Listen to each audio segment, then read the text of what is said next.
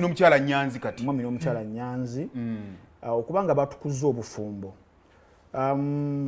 Ekintu ky'okutukuza obufumbo ekyo nno nkiwera ddala ekitiibwa naddala ku bantu abakkiririza mu ddiini. Ndi musajja nange Mukatuliki, Bakatuliki.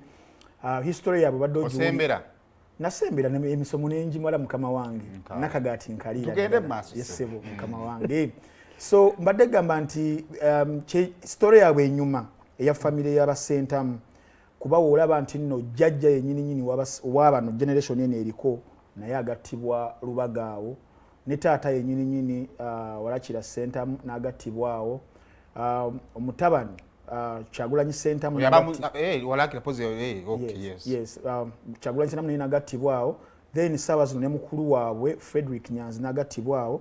kiba kiraga family ey'abantu abalina omusingi ogw'eddiini abakkiririza mu Yesu Kristo ne Katonda kintu ekitasangika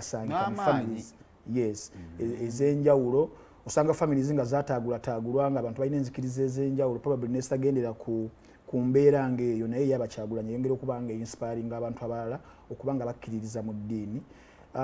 Ekisinza okuba nga kinnyumiramu ye background Bobi Wine oba Kyagulanyi gy'awadde muto wa Fred Nyanzi ey'okuba nti nno tuba ne bakulu baffe naddala mu setup yaffe wano nga mu Buganda nti mba ne mukulu wammwe nti ye Saimo ebiseera ebisinga yabeera deputy parent nti maama ne taata we batabeera Saimo atekinga ono obuvunaanyizibwa ne Fred Nyanzi era kyeraze lwatu nti yatekinga up obuvunaanyizibwa n'abeera nga Baganda be batoobe abalera abaweerera abalaga ekkubo lye balina okubeera nga bayitamu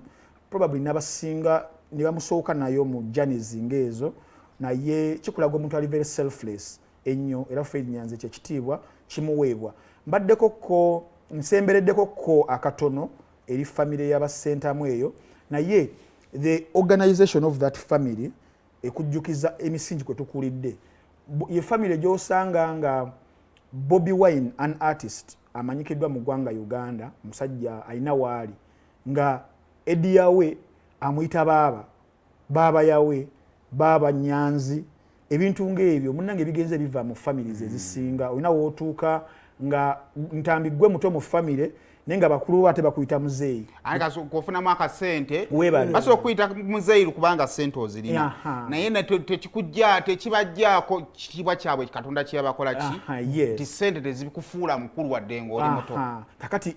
family y'Abakyagulanyi egenze ekyo ekimaintaininze era kirungi. Wabaddewo ebiri mu kubaganyizibwa empower ekyokulwawo mu myaka kyo kinnyonnyose lwaki kiruddewo nti oli yerekereza banne bayitewo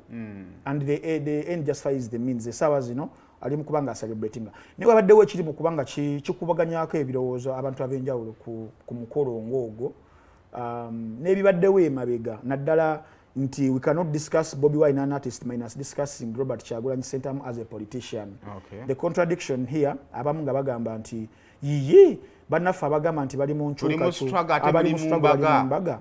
kakati no kibadde kiri persistent era kyazzeemu ku mukolo gwa Nyanzi bagamba yiye aba bali mu masanyu nga tebagamba ensi ebonaabona naye mwana wattu ne President Yoweri Kaguta Museveni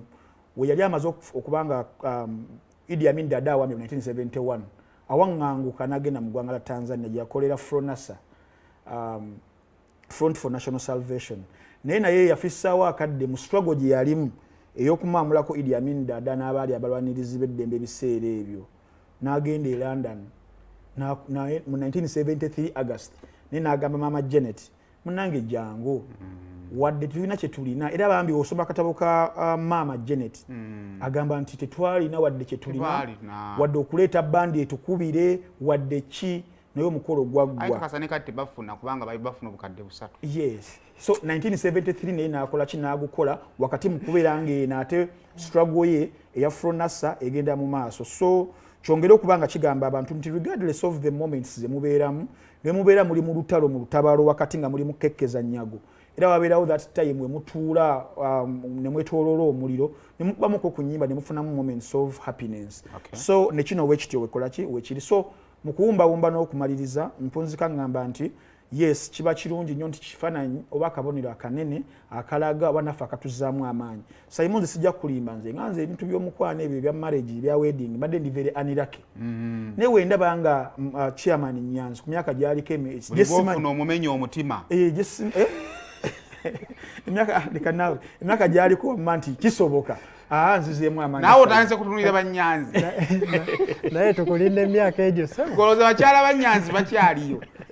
abakazi abagumu batooza gye bali gundi yagamba Misa Kisemakula abakazi abaguma tebatera kusangika Jimmy Manya kakati nayo kyomanya bakyala Banyanzi bayinza okubasinga baafa nga yasigalawo